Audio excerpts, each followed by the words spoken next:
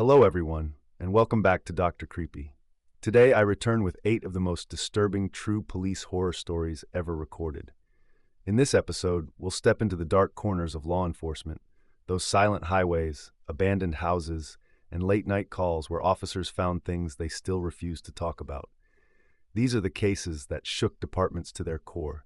Mysterious disappearances, impossible suspects, unexplainable 911 calls, and encounters that left seasoned officers questioning what lurks in the shadows when the radios go quiet. Each story has been carefully adapted from real reports, anonymous submissions, and first-hand accounts shared by the men and women who lived through these terrifying moments on duty. For privacy and safety, certain names and minor details have been changed, but the truth behind each incident remains exactly as it happened.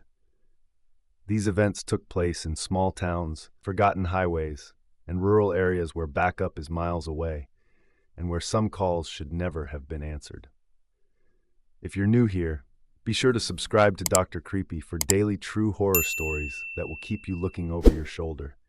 Hit that notification bell so you never miss when something begins calling from the dark. Now, get comfortable and let's start. I've been a police officer for almost 12 years now, and I've had my share of weird calls, people screaming at invisible things, houses that smelled like rot even though nothing was inside, late-night arguments that turned into foot chases through alleys lit only by flickering street lamps. But nothing compares to what happened on a Tuesday night just outside town limits. It's the one incident that still wakes me up at 3 a.m., drenched in sweat, because I know I didn't misunderstand what I heard. And I know that Cruiser 214 should not have been broadcasting anything at all. 214 had been decommissioned 8 years ago. It crashed during a pursuit when a suspect clipped its rear bumper at a bad angle. The officer inside Simmons didn't make it. They towed what was left of the vehicle to the department yard, stripped it for salvageable parts, and eventually sold the empty shell to a scrapyard. No radio, no engine, no battery, nothing. Which is why when I heard it call for backup that night, I felt something cold settle behind my ribs. I was halfway through a boring overnight shift. It was around 2:40 in the morning, that dead zone where the bars have closed. Most people are asleep, and the night feels like it's just holding its breath. I was parked near the West Trailhead, writing notes from an earlier domestic call, when the radio crackled violently. Not the usual static. It sounded like someone rubbing sandpaper against a microphone. Then a voice broke through. "Dispatch, this is Unit 214, requesting immediate backup. Emergency. Officer down." I froze. At first, I honestly thought someone was messing around, but dispatch didn't respond with the usual annoyed tone. Instead, there was this long pause, and then Marcy, our night dispatcher, spoke in a confused, almost frightened voice. "Repeat. Did you say 214? More static. Then the same voice, strained and panicked. "Officer down! Backup needed now! Coordinates." The transmission cut into a high screech like metal tearing. My heart started pounding. It wasn't just the words. The voice sounded almost familiar. I couldn't place it immediately, but it wasn't a rookie or anyone new. It had the tone of someone seasoned, someone who'd been on the job a while. I picked up my radio. "Dispatch, this is 309. Confirm the call. 214 shouldn't exist." "I know," she said quietly, "but the signal is pinging." "Where?" Another long pause. I could hear typing, then the sound of her chair scraping. The old Ridge Road, near the turnout where Simmons crashed. My mouth went dry. The Ridge Road had been closed for years. They'd gated it after 2 landslides made it unsafe for traffic. No one goes up there anymore, not legally anyway. And definitely not in a cruiser that had been destroyed. 309 responding, I said, trying to keep my voice steady. "I'm close. Send 311 and 322 as backup." "Already notified," she replied. "Be careful. The signal keeps cutting in and out like something's interfering." The drive only took about 5 minutes, but every turn felt like I was getting dragged somewhere I shouldn't be. The road was narrow and lined with tall pine trees whose branches clawed over the asphalt like skeletal fingers.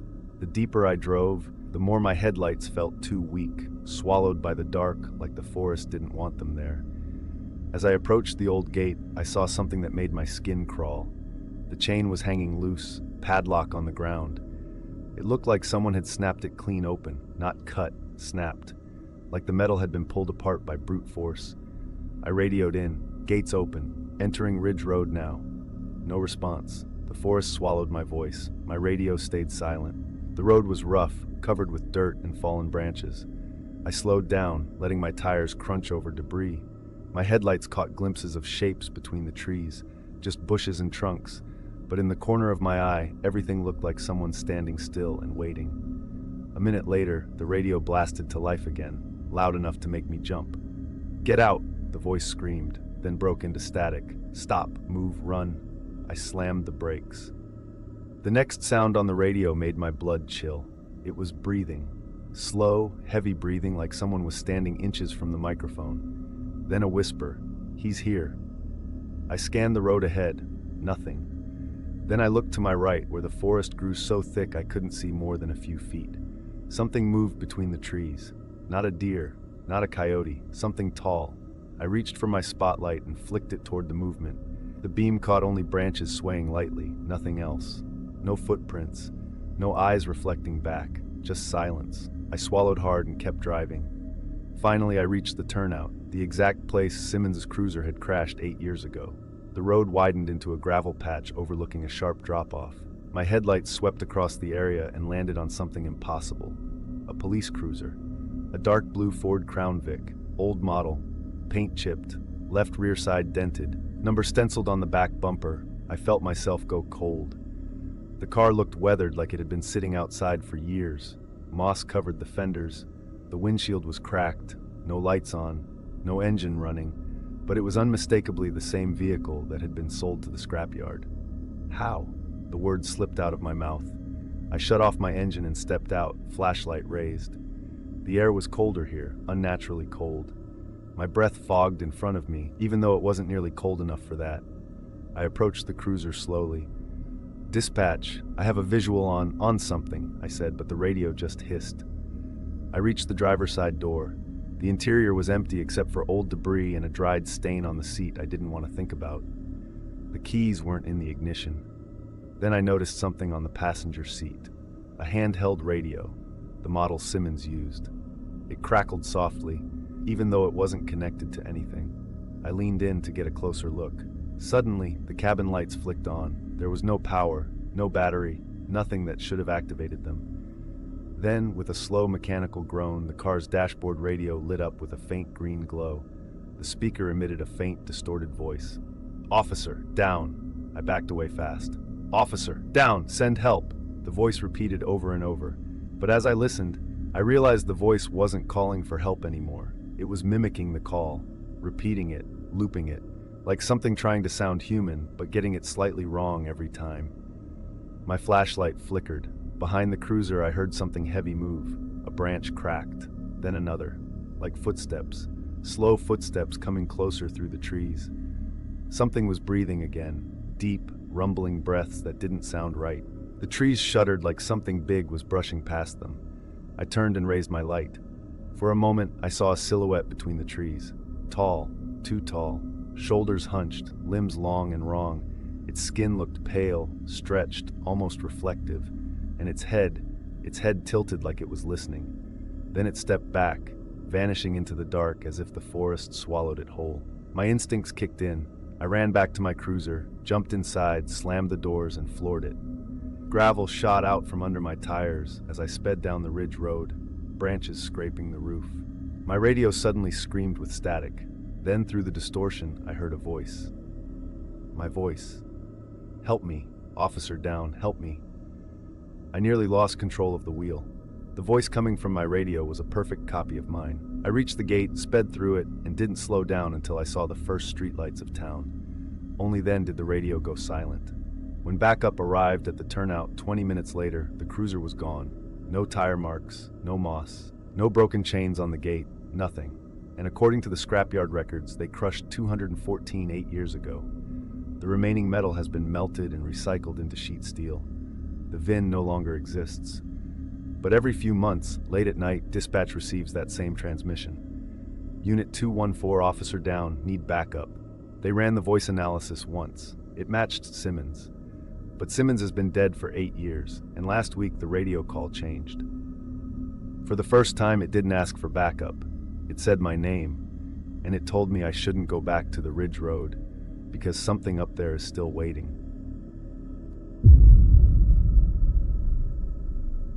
I've taken thousands of mugshots in my career. Drunks, thieves, people high enough to think they were being abducted by the CIA.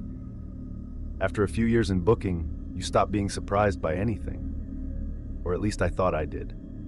Looking back, I realized that for all the strange people who walked into our station, none of them ever bothered me the way the man from Cell 3 did. Not until the photographs changed on their own. Not until the face started appearing in places it shouldn't. It started on a Wednesday night in November. Cold, quiet, nothing unusual. I was on booking duty while 2 other officers handled patrol. Around 11:45 p.m., a call came in about a trespasser at Fairview Storage.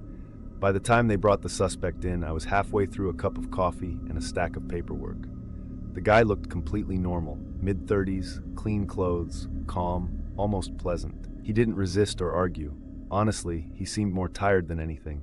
"What's your name?" I asked, typing into the system. He just looked at me with this blank, almost polite expression. No hostility, no fear, just emptiness. "Sir, your name?" He shrugged slightly, barely perceptible. "Don't know. That wasn't uncommon.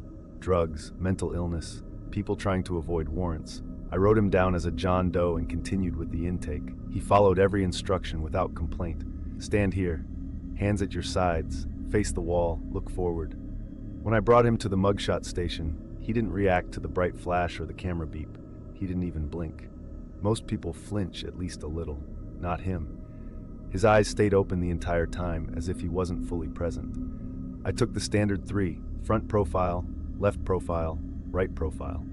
The photos uploaded to the system automatically, and I glanced at the monitor to verify alignment. That's when something felt off. The lighting looked slightly strange, like shadows behind him were darker and sharper than they should have been. Maybe the flash misfired, maybe the exposure was weird. I retook the photos just to be safe. But when the images refreshed, the shadows returned. A distinct dark shape behind him, almost like a tall figure standing just outside the camera's frame. I leaned closer. Maybe it was a wall mark. Maybe the storage area had something stuck to it. I turned around. The wall behind him was completely clean. The man watched me calmly, head tilted slightly, as if waiting for me to figure something out. I swallowed and closed the camera program. "All right, follow me."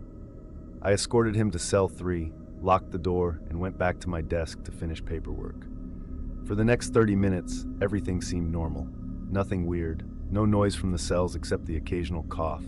But then the booking software pinged. New mugshots detected, review required. I frowned. That shouldn't happen unless someone retakes photos. I certainly hadn't. I clicked the alert, and a new set of images opened. Same man, same background, but different head positions. In the first photo, he was slightly smiling, something he never did during intake. In the second, his head was turned far more than a human neck should comfortably allow, almost over his shoulder. In the third, he was staring down into the camera lens, leaning forward as if he had approached the device between flashes. I felt a chill crawl up my arms. I double-checked the timestamps. They were recorded 15 minutes after I'd booked him, while he had been locked in a cell with no access to the booking room. My first thought was glitch. But glitches don't change facial expressions. Glitches don't alter head angles, and glitches definitely don't add new shadows that weren't present in the room. I radioed Officer Daniels, who was the only one on duty nearby. "Can you come to booking?" I asked. "Something wrong?" "I just need a second pair of eyes." He arrived a few minutes later, sipping from a water bottle, looking confused until I showed him the photos. His expression hardened immediately. "You took these?" "No," I said. "The system generated them on its own." "Generated?" He leaned closer. "Did you leave the camera running?" "No, I shut it off." He stepped back, crossed his arms, and stared at the monitor. "This some kind of prank?" I shook my head. "Check the logs." We opened the camera log. No manual captures, no remote activation, no recent users on the network. Just 3 new files time-stamped at 12:21 a.m. "Let's check on him," Daniel said. We headed down the corridor toward the holding cells. The lights flickered twice, which wasn't unusual. Our building was old, but the timing made my skin crawl. When we reached cell 3, I unlocked the viewing slot and peered inside. Empty. I froze. "What?" Daniels barked, then he looked. "Where the hell is he?" The door was locked. The vent was too small. No windows, no damage, no tools. Nothing out of place except one thing. The room felt colder than it should. Much colder. Like the kind of cold that sinks into your bones, the kind of cold you feel during a fever dream. We searched the entire hallway, all the cells, the restroom, the storage closet, every corner. No sign of him. He simply wasn't in the building anymore. We called dispatch, checked cameras, searched the parking lot. No one had come in or out for over an hour. The last footage of the suspect was me escorting him to the cell. And yet the mugshot station pinged again. Daniels and I rushed back. Another alert, another set of images. The same man, but now he was closer to the camera. His face almost pressed to the lens, eyes wide open, mouth stretched into an unnatural grin, too wide, like the skin around his cheeks had given up trying to follow normal anatomy. "Turn it off," Daniels said, voice shaking. I tried. The camera wouldn't shut down. I unplugged the power cable. The camera stayed on. The monitor flickered. The image of the man grinning at us warped, bending like the pixels were being sucked into his eyes. Then the speakers made a low crackling sound, like breathing, slow, deep breathing. Daniels backed up. "Nope, I'm not doing this." He went to grab the sergeant. I stayed a few feet from the monitor, heart pounding so hard I could feel it in my throat. I don't know why I didn't leave too. Curiosity, fear, something else. The image on the screen began to blur and shift again. A new photo appeared, slowly processing line by line. It showed the hallway outside the booking room, taken from the perspective of something standing near the ceiling. The angle was wrong for any of our cameras. Higher, tilted, watching. And in the image, Daniels was seen running down the hallway toward the sergeant's office. But there was something behind him, a face, not attached to a body. Just a face floating in the darkness of the hall, stretched like melted wax, eyes too dark and too deep. As I stared, a cold whisper slid through the room. "Behind you." I refused to turn around. I don't know how I held still. My legs felt like stone, my jaw locked. The whisper came again, a rasp dragging across my ears. "Behind you." I shut my eyes, counted to 3, then turned. Nothing was there. But when I looked back at the monitor, the new mugshot filled the screen. It was me, taken from behind. I spun again, scanning every corner, every shadow. Nothing. The building was dead silent except for the low hum of the old lights. Daniels returned with the sergeant. By then, all the images had vanished, replaced by a blank interface. The photos were gone from the logs. The alerts vanished. The system acted like nothing happened. But I know what I saw. We reviewed the hallway footage again that morning. The camera showed Daniels sprinting down the corridor, but nothing behind him. No floating face, no figure, no distortion. As for the trespasser, there was never another sighting. No ID hits. No prints in the system. No reports of anyone matching his appearance. He vanished without a trace. For weeks afterward, the booking camera would randomly glitch on late at night. Just a quick flash, like someone stepping into frame for a fraction of a second. But every time I checked, the screen returned to normal. It eventually stopped. But the worst part happened last month. During a routine system check, a coworker called me over. "Hey, you'll want to see this. There's a new photo in your mugshot folder." My stomach dropped. I opened the folder. There was a single image with yesterday's timestamp. Crisp, high resolution, perfect lighting. It was a picture of me, asleep in my bed. And right behind me, in the corner of my room, was the man from cell 3. His head was turned all the way around, the same way it was in the mugshot. I've been a dispatcher for 12 years. That means 12 years of listening to people scream, whisper, beg, lie, confess, and sometimes just breathe into the phone when they don't know what else to do. I've heard things normal people should never hear. Suicides, domestic fights, panic attacks. You grow a second skin thick enough to ignore most of it, except for the calls that shouldn't be possible. We use a digital system now, clean, efficient, no analog lines, no old wiring, no crosstalk. Before the upgrade, we had 7 physical phone lines labeled 1 through 7, each with its own dedicated light on a panel. When a call came in, the corresponding light would flash. Line 7 hadn't flashed since 2004.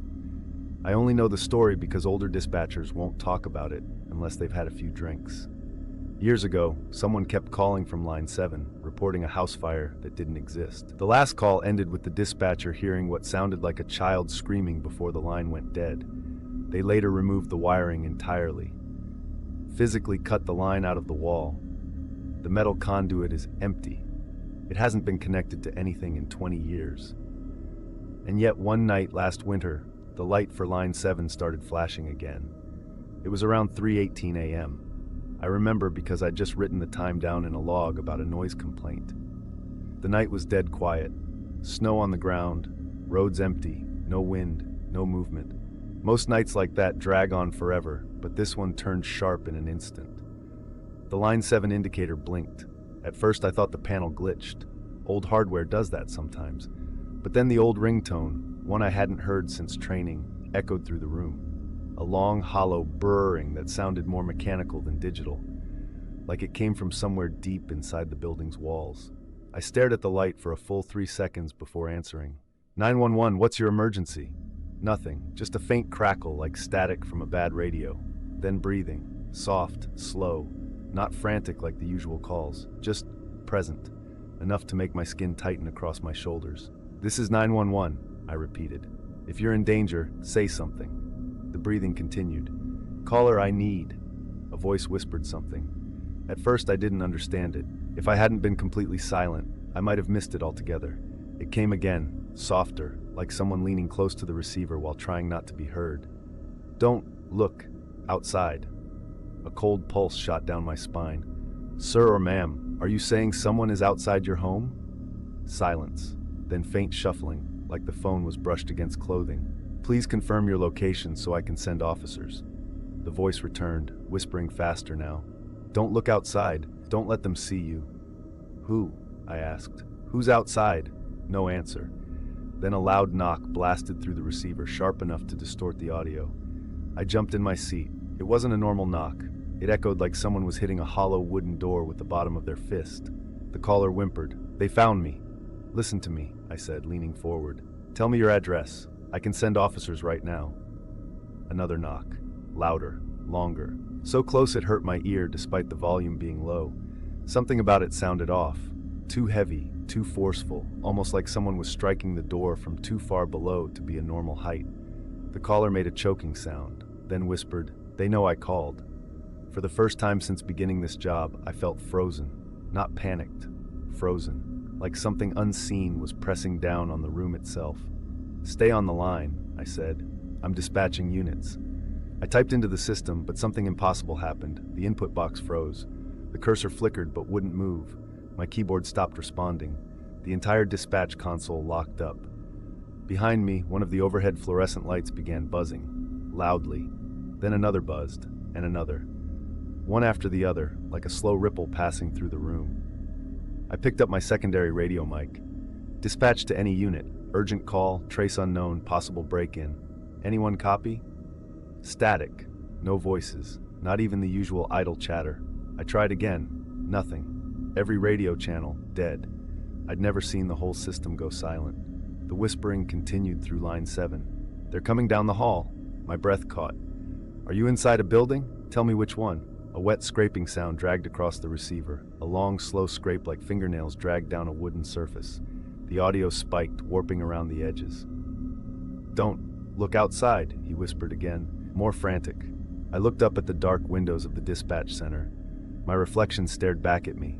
Behind it was only the empty hallway outside. The caller's whisper sharpened. They're in the window. My heart lurched into my throat. I slowly turned my head toward the glass, but only saw the dim hallway behind me, empty, dark, still. Just as I exhaled, something moved at the edge of the reflection. It was subtle, like a shifting shadow near the far end of the hall. I whipped around. Nothing. The hall was completely empty. The caller started sobbing. They're inside now. I snapped back to the phone. Listen to me. You need to hide. Find a closet, a bathroom, anything you can lock. Go now. His breathing quickened, then faded as if he pulled the phone away while running. Footsteps echoed through the line, uneven, dragging steps, and then a door slammed somewhere far in the background. "I'm hiding," he whispered. "Please don't hang up." "I won't. Tell me where you are." But the signal was weakening, fading, breaking apart with static that sounded almost wet, like something thick was clogging the connection. For a moment I heard a second voice behind him, not whispering, breathing, deep, slow, wet breaths that sounded too wide, too open, like lungs that didn't fit inside a human chest. The caller whimpered again. "They're at the door." "Lock it," I said. "Push anything against it. Tell me your address now." He never gave it. Instead, the line captured a sound I'll never forget as long as I live. Something scraping across the outside of the door. Not fingernails. Something heavier, bone-like, slow, deliberate. Then the caller whispered one final thing. "They're looking for you next." The line cut, not disconnected, cut, like someone severed the wire with a blade. The panel light for line 7 went dark instantly. Every other system in the room blinked back to life at the same time. Radio channels, computer input, mapping software. Everything. The sudden return of normalcy felt like stepping out of a nightmare too fast. I sat there, shaking, staring at the dead line 7 indicator. I immediately sent patrol units to sweep nearby neighborhoods. Nothing. No break-ins, no suspicious activity, no callers, no one reporting fear or danger. It was as if the call came from nowhere. Worse, when IT reviewed the system logs, they said something impossible. Line 7 had no data. No timestamp, no audio file, no incoming number, no record of a call even being received. It was as if I spent 20 minutes talking to no one. For a week after that, I avoided looking out windows at night. I couldn't shake the idea of something lingering beyond the glass, waiting for me to slip, to be alone, to stop paying attention. 3 nights later, at exactly 3:18 a.m., the line 7 indicator blinked again. Just once, a single flash, no ringtone, no call, just a flash. Like whatever was on the other end wanted me to know it wasn't gone. 2 weeks ago, something new happened. I was heading into the dispatch center for my shift when I noticed muddy footprints leading toward the back door. Not regular footprints, too long, too narrow, with claw-like impressions at the tips. They stopped at the glass door, right where my reflection usually appears. On the door, written in something dark and sticky, was a message: "Don't look outside." I haven't looked out a window during the night shift since. But every so often, when the building is silent and the lights are dim, I hear faint tapping on the glass behind me. Not like fingers, more like something bony, something patient, something that knows I'll eventually have to look. And when I do, I'm afraid I'll see exactly what the caller did. I've worked in a county sheriff's department long enough to see plenty of strange things. People who talk to walls, drunks who swear they're time travelers, guys who try to eat their own shoelaces because they think there's a microchip in the aglet. Nothing surprises me anymore. Or at least, nothing used to. What happened 2 years ago changed that. It made me realize some things don't fit into reports, or policy, or body cam footage. Some things can't be explained, even when they happen right in front of you. And sometimes a person can be inside a locked cell 1 second, and gone the next. That night started normal enough. Friday. Rainy. Roads slick and quiet. Around 10:30 p.m., deputies brought in a man for trespassing behind an abandoned warehouse off Route 19. He wasn't violent, no drugs, no alcohol, no weapons, but he also didn't say a single word the entire ride to the station. His clothes were soaked, like he'd been standing in the rain for hours. He looked mid-40s, long black hair, pale skin, and the kind of gauntness that made his cheekbones stick out unnaturally sharp. The deputies told me he didn't resist, didn't run, didn't even look surprised when they found him. They said he stood motionless behind the warehouse door, staring at them like he was waiting. I handled intake. My partner, Harris, processed a DUI in the next room. "Name?" I asked, typing on the old keyboard. No answer. "Sir, I need your name." He stared at me with this blank neutrality I can't fully describe. It wasn't defiant or scared, just empty, like he didn't understand what the question even meant. His eyes were cold, dark, and slightly too wide, like he wasn't used to blinking. I tried again, slower. "What is your name?" This time he spoke, a whisper, not mine. That was it. No tone, no context, just those 2 words, flat and emotionless. I frowned. "Look, I don't know what's going on, but you're gonna have to cooperate." He tilted his head, just barely, like he was listening to something far away. Then he whispered again, "Not mine."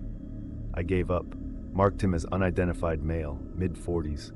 During pat-down, we found nothing except a wet scrap of paper in his pocket. The ink was smeared, unreadable. He didn't react when we took it. The holding cells were empty that night. We had 8 total. The man was calm, cooperative enough, so I placed him in cell 1. Routine. No trouble.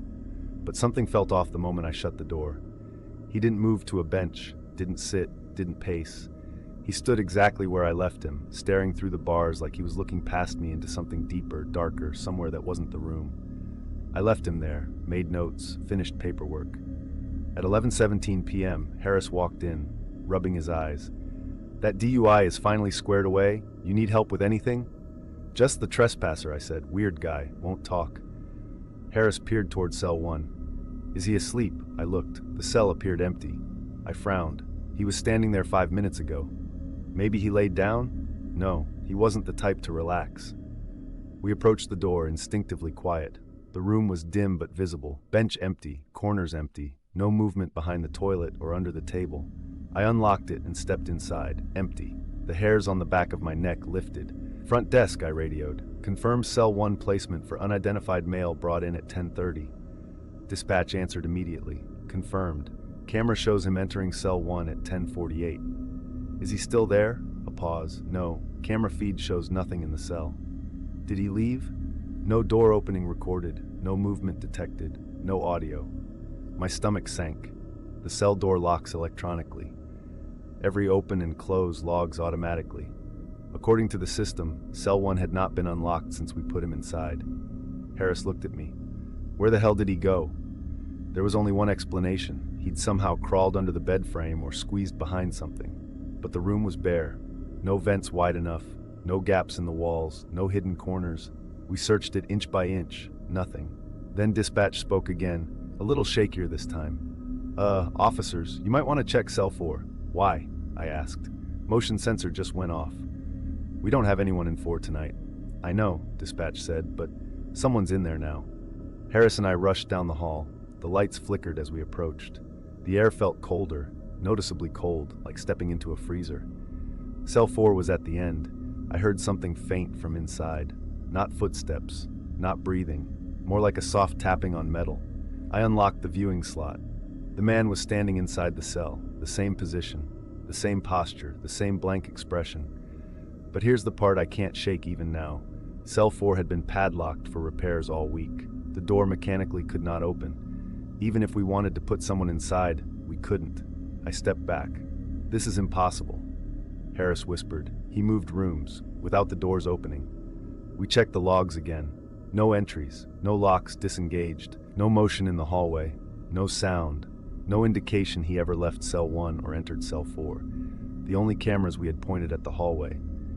There were blind spots between the cells themselves, but the doors were impossible to open without logging. I stared at him through the slot. "Sir, how did you get in here?" He blinked. "How did you get in here?" He blinked for the first time since we've "Not mine." The exact same tone as before. I felt a chill run down my arms. "What's not yours?" His head turned to the side. Not a normal turn. A slow, unnatural rotation, as if his neck wasn't built correctly. Then, in a voice slightly higher, he whispered, "This one." The lights in the hallway flickered, hard. A buzzing sound rattled overhead like the building was short-circuiting. The man stepped toward the door. A single step.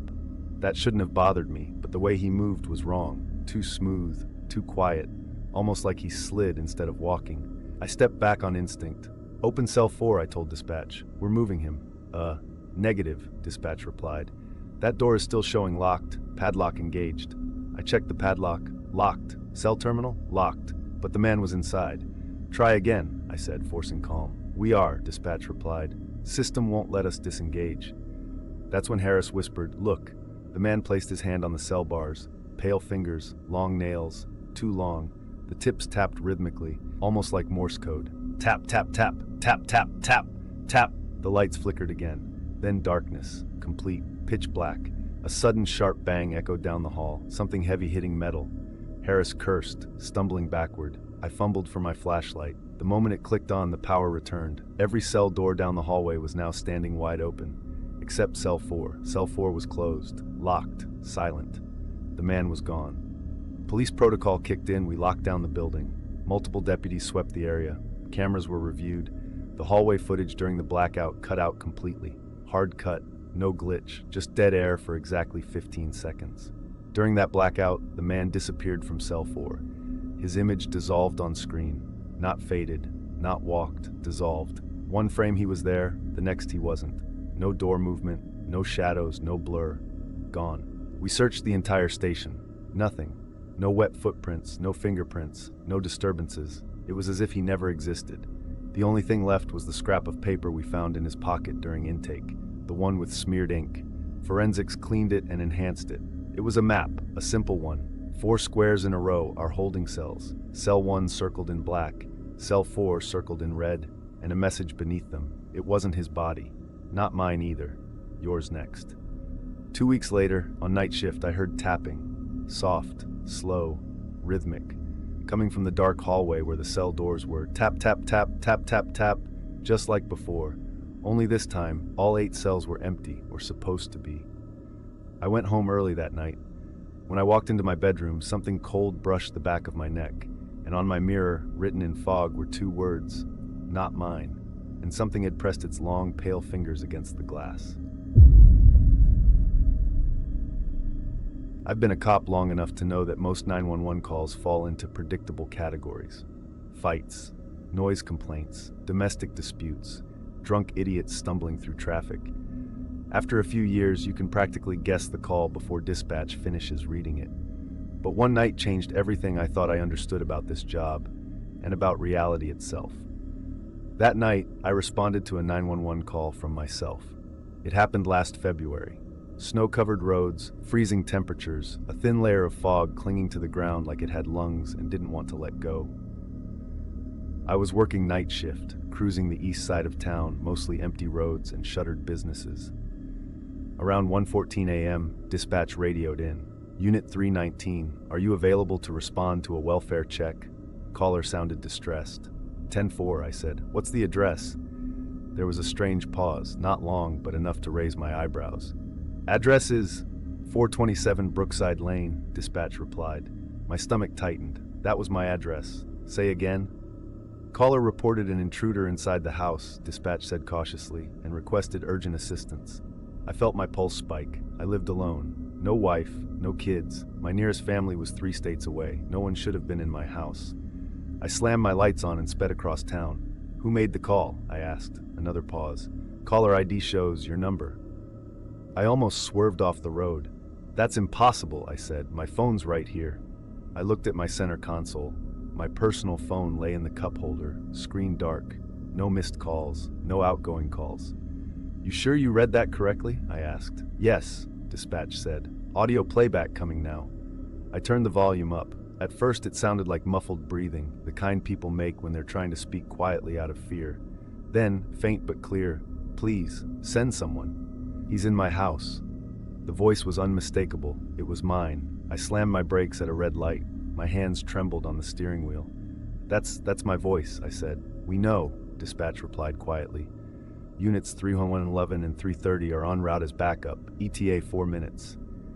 I floored it. My neighborhood was silent when I arrived. Snow-covered lawns, sleeping houses, no movement. I pulled into my driveway and immediately noticed something wrong. My front door was slightly open. Not broken, not kicked in, just hanging ajar like someone slipped in quietly and didn't bother to close it. I drew my gun. Dispatch, I'm at residence, entering now. I pushed the door open with my boot, flashlight raised. The air inside the house was colder than outside, which didn't make sense. My heat was always on low during winter nights. Police, I called. Announce yourself. Silence. The beam of my flashlight cut across the living room. Everything looked normal. Furniture untouched. No signs of struggle. No muddy footprints. Nothing. But it felt wrong. Empty in a way I can't explain, like the house was pretending to be normal. I listened. I heard something faint coming from the hallway near my bedroom. A soft, steady breathing. Too slow, too controlled, like someone pretending to be asleep. I moved toward the hallway, each step loud in the quiet house. The breathing grew clearer. Definitely human. Definitely not mine. "Dispatch," I whispered. "I've got possible intruder in the back of the residence. Backup is 2 minutes out." I reached my bedroom door. It was closed. I never close my bedroom door. The breathing was coming from inside. I exhaled slowly, aimed my gun, and pushed the door open. My room was dark except for the faint glow of the streetlight leaking through the blinds.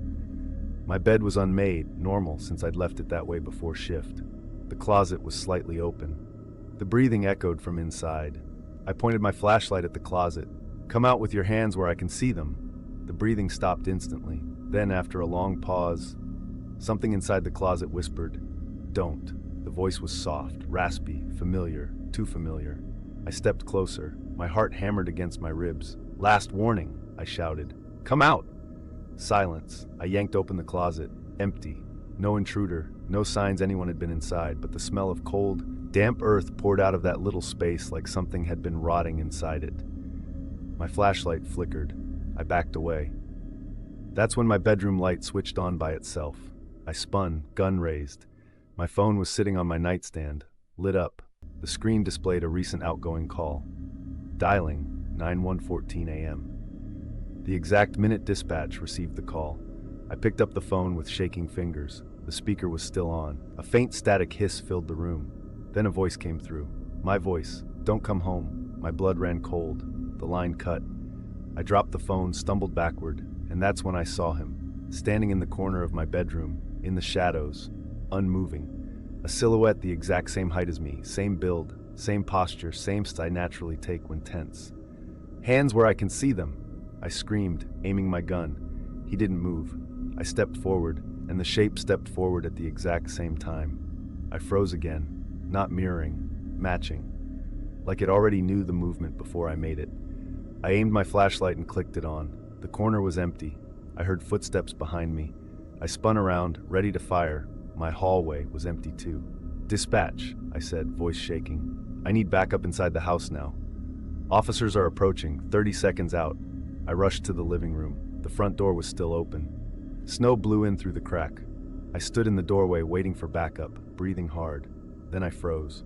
In the snow outside, leading from the street to my house, were footprints. Bare footprints, long, narrow, deep. They led straight to my front door, and next to them was a second set, same size, same shape, but leading away from the house. My radio clicked. A whisper came through, quiet enough that it barely registered. "Not you." I turned slowly. The closet door at the end of the hallway was open again, wider this time, as though something had left it or slipped back inside. Officer Daniels and Officer Martin rushed in, weapons drawn. They searched the entire house, every room, every crawl space, every closet. Nothing. No intruder, no signs of forced entry, no prints on any surface except mine. They reviewed my street camera footage. There was a glitch at 1:11 a.m., 3 minutes before the call. The feed cut for 4 seconds. When it came back, my front door was suddenly cracked open. At the same moment the glitch happened, all 3 officers' body cams that night experienced the same 4-second blackout. Every single camera in a 1-mile radius failed at exactly 1:11 a.m. Tech could not explain it. Audio logs of my 911 call were corrupted. The file existed, but the playback was scrambled. A few recognizable moments remained. "Please, send someone." "He's in my house," and faintly, "Don't come home," all spoken in my exact voice. Every analysis confirmed it. Voice match. 100. Tonal pattern, identical. Breath intervals, perfect match. The department insisted it was a spoofed call, a glitch, stress, a bad mix of coincidences. I know better. Something was in my home that night. Something that knew my voice. Something that could use it. Something that wanted me to come. And it's not over. Last month, at precisely 1:14 a.m., my personal phone rang again. Caller ID 911. Duration 04. I didn't answer. But the voicemail recorded. It was my voice again, this time whispering, "You're still inside my house." I've worked at the county sheriff's office for a long time. Long enough to know which noises the building makes when it settles, how the vents rattle when the heat kicks in, and which officers always slam their lockers too hard after a long shift. Our department is old, built in the 70s, remodeled twice, and still falling apart. But the evidence room is older than everything else. It was part of the original structure before the expansion, and nearly everything about it feels wrong.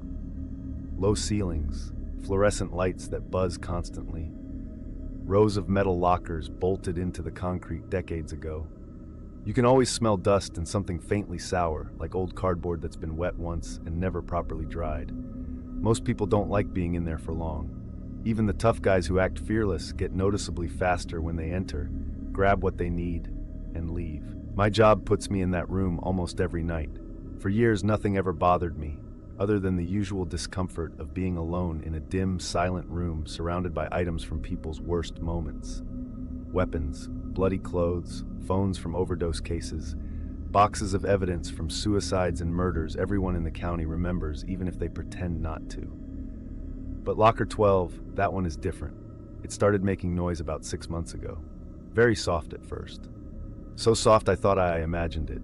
I'd be logging items into storage when I'd catch the faintest sound, like someone breathing behind me or clearing their throat from the far corner of the room. When I'd turn around, no one would be there. Night after night, the sound grew a little more noticeable. Not breathing, not footsteps, something else. A muffled softness, like someone swallowing sobs, crying. At first I brushed it off. I was working too many overtime shifts, I thought. Spending too many hours alone in this creepy room. But eventually, the sound became too distinct to ignore. One night around 2:30 a.m., I heard it clearly, absolutely clearly. Someone was crying inside the evidence room. A slow, quiet weeping coming from the back row of lockers. I felt my chest tighten. My flashlight beam shook slightly as I walked toward the sound. Each step I took made the crying stop for a second, like whoever it was heard me and tried to hold it in. Then it started again, quieter, but unmistakable. It was coming from Locker 12. I froze in place. Locker 12 was near the wall, 3rd row, 2nd column. A small metal locker with a rust patch along the bottom and a sticker half scraped off the front that once said, "Do not remove." Nobody uses that locker anymore. It's been sealed shut for years. The lock is welded. I walked closer. The crying grew sharper, like whoever was inside sensed me. "Hello?" I said quietly, feeling stupid for talking to a metal locker. "Is someone back here?" The crying choked off instantly. Silence. So heavy I could hear the buzz of the ceiling light struggling above me. I stood there for a solid minute listening, waiting for the sound to return. It didn't.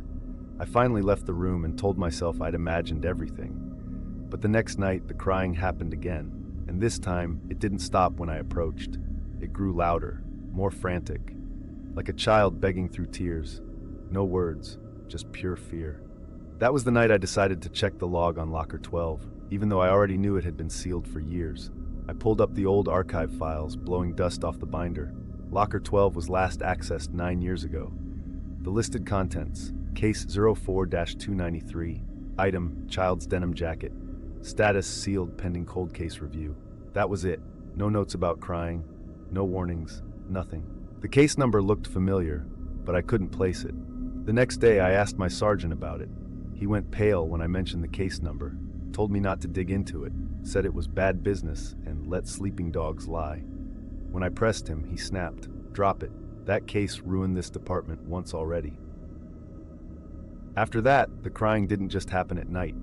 It happened whenever I entered the evidence room alone. Sometimes soft, sometimes loud, sometimes shaking, like whoever was inside was terrified. Sometimes so faint it sounded like someone was crying into a pillow, trying not to be heard. I started avoiding the back row, but some nights I'd hear it even when I wasn't in the room at all, like a quiet sob drifting through the vents while I worked at my desk outside. One night, the crying changed. It wasn't soft anymore. It was desperate, panicked, violent, like someone screaming into their own hands to muffle the noise. It shook me so hard I dropped the evidence box I was carrying. The noise echoed through the whole room, and instantly the crying stopped. Then, after a long, tense silence, something tapped on the inside of Locker 12, 3 times. Soft, precise, tap, tap, tap. I stared at the door. The lock didn't move, the metal didn't bend, but something was inside, something trying to get out. I backed away, pulse in my throat. The next morning I pulled the case file, case number 4-293. The contents were minimal. only a few pages. The report said a 9-year-old boy named Evan had gone missing in 2004. Last seen walking home from school. Found 16 hours later near the river, soaked, unconscious, barely alive. When deputies tried to question him, he wouldn't speak. He screamed whenever they asked where he'd been. His clothes were torn, covered in mud and blood. His denim jacket was recovered and placed in locker 12. The boy died the next morning. Official cause, hypothermia. Unofficial whispers said otherwise. His body had bruises shaped like hands. Big ones, too big for a human adult. Like someone grabbed him and squeezed until the blood vessels ruptured. But the autopsy photos didn't show those bruises. They had been removed, edited, covered up. The last page of the file wasn't typed. It was handwritten, uneven, shaky. The jacket can't be destroyed. Do not open locker 12. Do not touch the jacket, it cries. The signature was our old sheriff's. He retired the same year the case was closed. I shoved the file away and slammed the drawer shut. My hands were shaking. I didn't want to believe it. I didn't want to think about the crying anymore. But that same night, as I logged new items into storage, I heard something I will never forget. A voice. From inside locker 12. No longer just crying. Soft, broken, terrified. A child's voice whispering, "Please, don't let him in." My blood ran cold. I stepped backwards up so fast I hit the opposite row of lockers. The voice continued, "He's coming again? Don't let him take me." Footsteps echoed down the hallway outside the evidence room, heavy, slow, too heavy for any officer I knew, like something dragging weight behind it. The crying inside the locker grew hysterical. "No, no, no, he's here." I backed toward the door, shaking so hard my flashlight clattered on the floor. The footsteps reached the evidence room entrance, then stopped. The lights flickered overhead. Everything went silent. For a moment, I thought something stood outside the door, listening, waiting. The silence stretched so long I thought my heart would stop. Then the footsteps moved away, down the hall, fading, until they were gone. The crying inside locker 12 softened, then went quiet again. I didn't sleep that night, or the next. Since then, the crying has gotten worse. More frequent, more desperate. Sometimes it says things like, "He's coming back. He's outside. Don't open the door. He found me again. He won't stop." And twice I've heard something else, a deep, heavy breathing behind the rows of lockers. Something large. Something that shouldn't fit in that cramped space. Something moving when I'm the only one in the room. 2 nights ago it happened again. The crying started, hard, violent, like the child inside the locker was being dragged across the floor. I knew I shouldn't go near it, but something compelled me, like if I didn't check, something worse would happen. I approached, trembling. The crying stopped instantly, then a single whisper, "He's behind you." I spun around so fast I nearly fell. Nothing, just rows of lockers and silence. I ran out of the room and slammed the door behind me. Last night, things escalated. I was logging a knife from a domestic call when I heard soft crying behind me. Not from the locker this time, from the doorway. I turned. A small shape stood there. Wet clothes, bare feet, a denim jacket dripping onto the floor. The boy, Evan, his eyes were sunken but pleading. "Don't let him out," he whispered. Before I could move, the lights flickered violently. The temperature dropped. A slow, heavy knocking came from inside locker 12. Not from fingers, from something bigger, harder, trying to break through. The boy vanished the moment the lights stabilized. The knocking stopped. But something whispered through the cracks of the locker, "Time to open the door." I left the evidence room. I locked it. I told no one. Today, the lock on locker 12 has new scratch marks inside the metal. Deep ones, like claws. And tonight, for the first time, the crying isn't coming from inside the locker at all. It's coming from somewhere else, somewhere closer, somewhere behind me. And I know, absolutely know, that whatever killed Evan is still here, still searching. Still trying to get out, and sooner or later, locker 12 won't hold it anymore. There are some cases cops never forget, not because of the violence or the grief or the paperwork. Those are the usual burdens. I'm talking about the ones that don't make sense, the ones you can't explain to another officer without sounding insane, the ones that follow you home. This case started 6 months ago, on a quiet stretch of highway just past midnight. A routine traffic stop, a slowing car drifting over the line.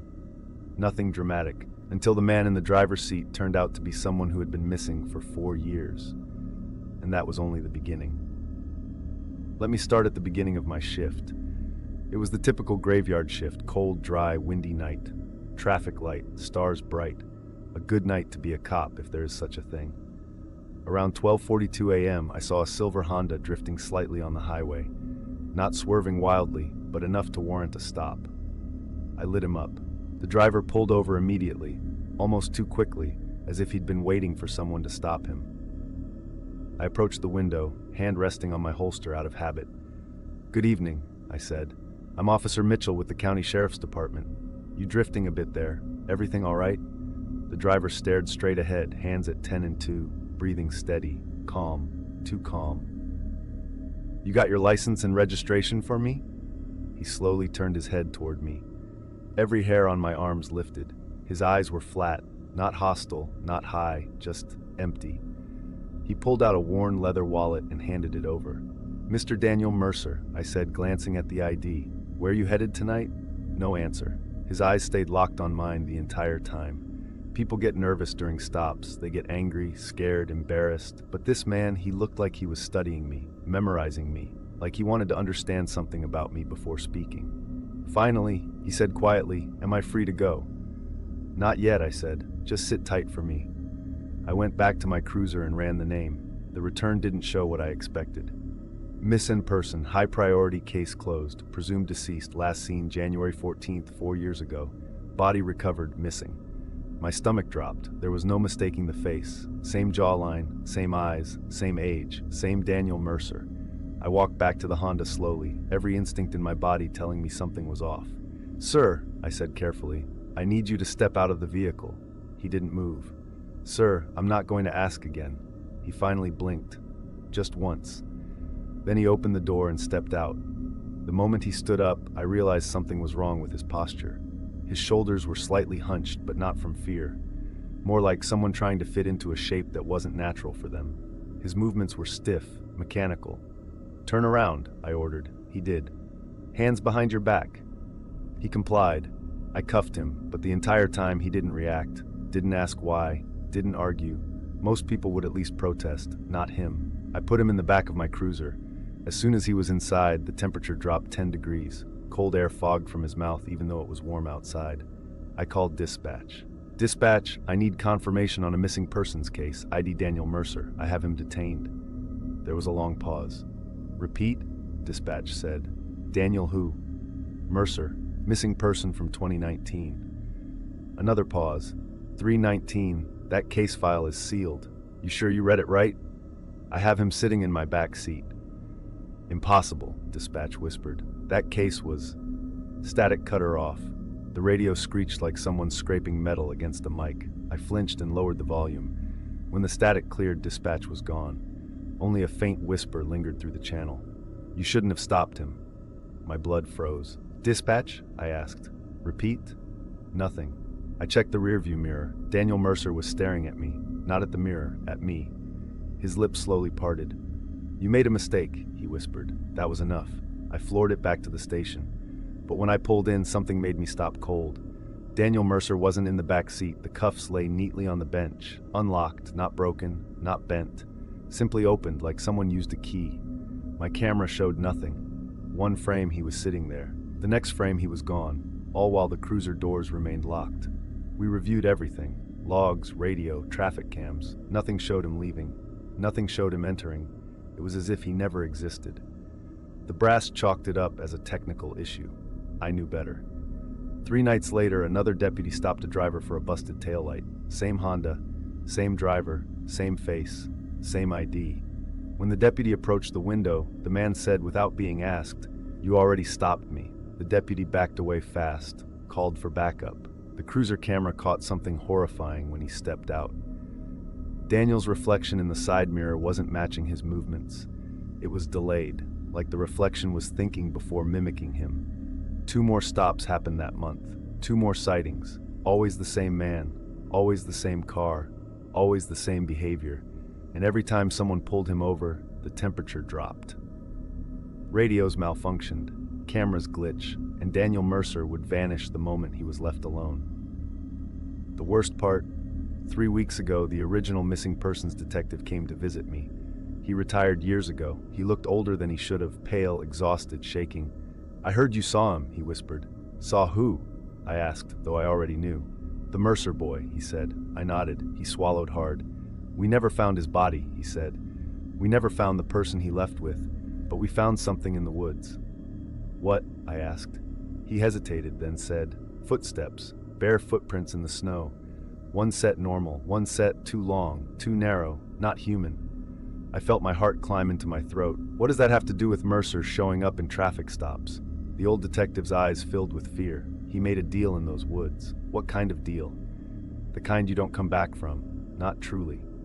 Silence fell between us. He leaned closer.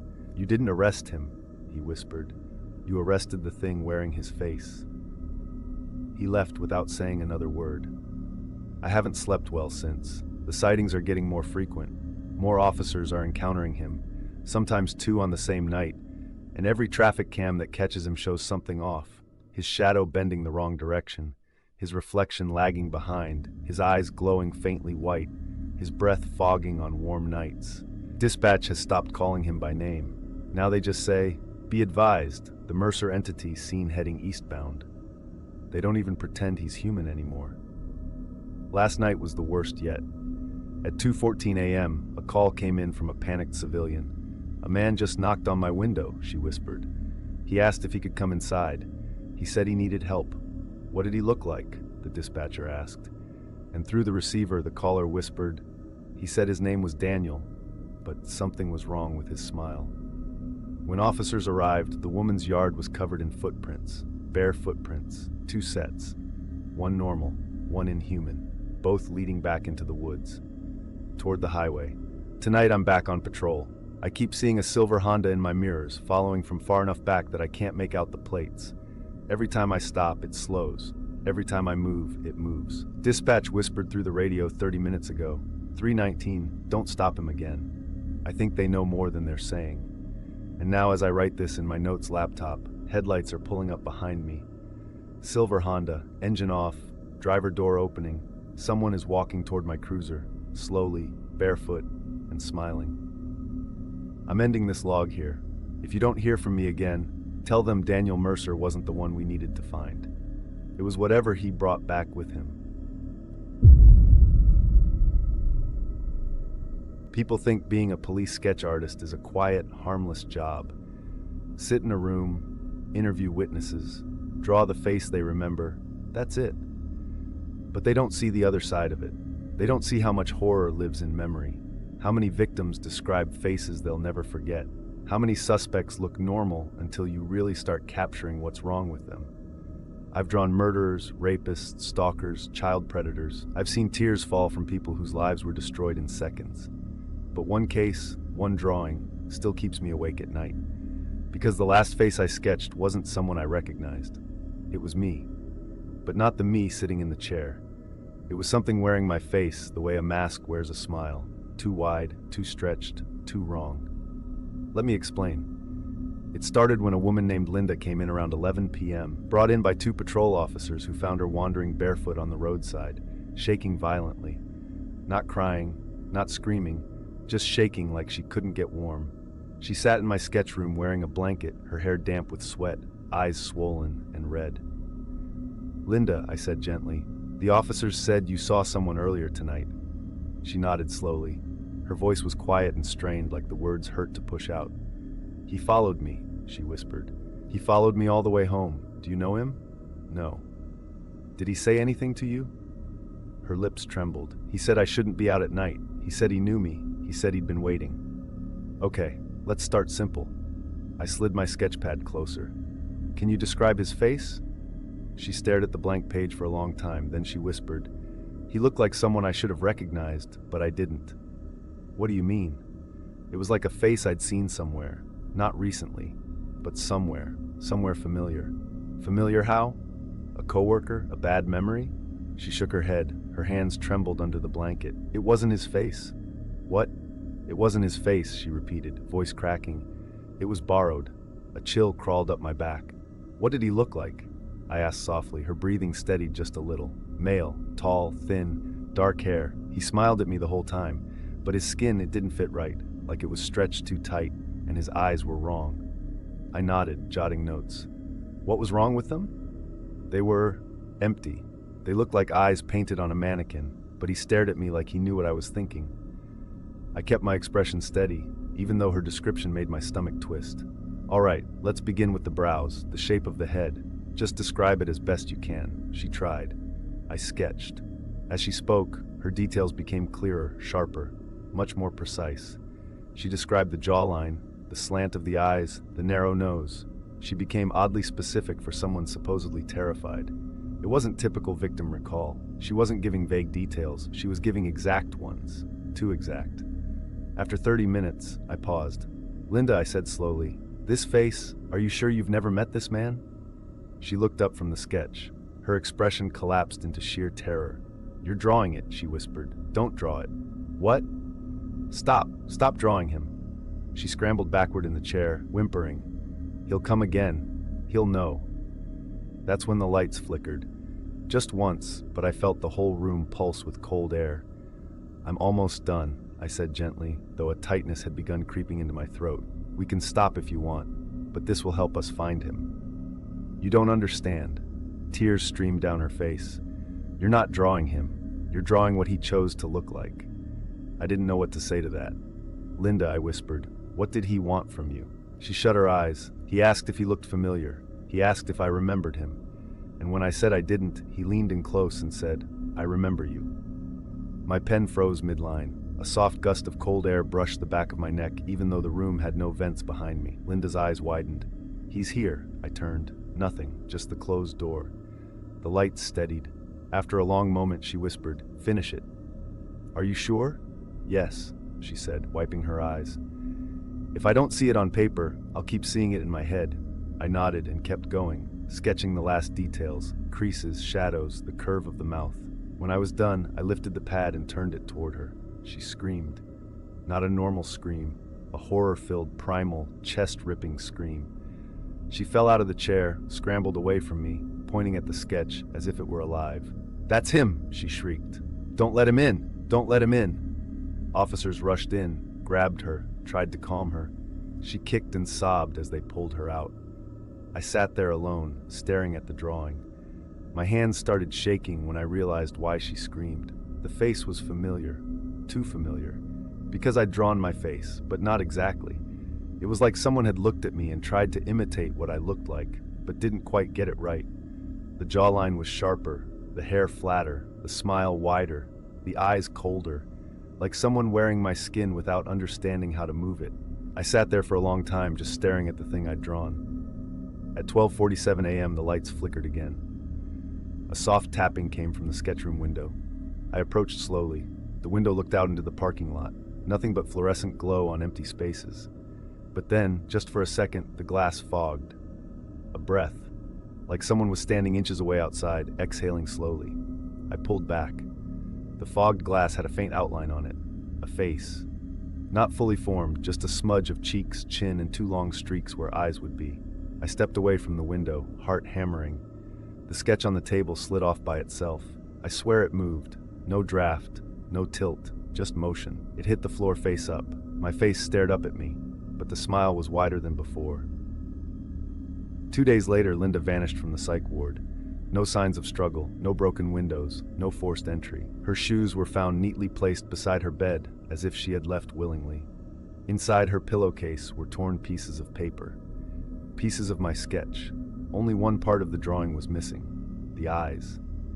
3 nights later, I woke up at 2:13 a.m. Someone was breathing in my bedroom. At first, I thought it was just in my head, but then something cold brushed the back of my hand. I reached for my bedside lamp, but before I turned it on, a whisper breathed inches from my ear. Do I look familiar yet? The lamp flicked on. My room was empty, but outside my window, pressed against the glass, was a handprint, not mine. Long fingers, too long, skin too smooth, like mannequin plastic. And drawn on the glass, smeared in something oily, was the lower half of a face. My smile, but stretched wider. The missing eyes were drawn above it, 2 hollow circles staring in at me. I tore the curtains down and haven't opened them since. The sketch is gone. I never found it again. But last night around 3 a.m., my phone buzzed. Unknown number. I let it go to voicemail. When I listened, my blood turned to ice. It was my own voice saying, "Come outside. I want you to see the rest of the face." I haven't left my house since, and I'm starting to think the thing I drew wasn't a suspect. It was a warning, a self-portrait of whatever is coming for me. Maybe it borrowed my face to get close. Maybe it needed someone to draw it to finish something. Because now, every window in my house fogs at night, and every morning I find more of my face sketched on the glass. Closer, clearer, more complete. And last night, for the first time, the reflection in my bathroom mirror blinked before I did.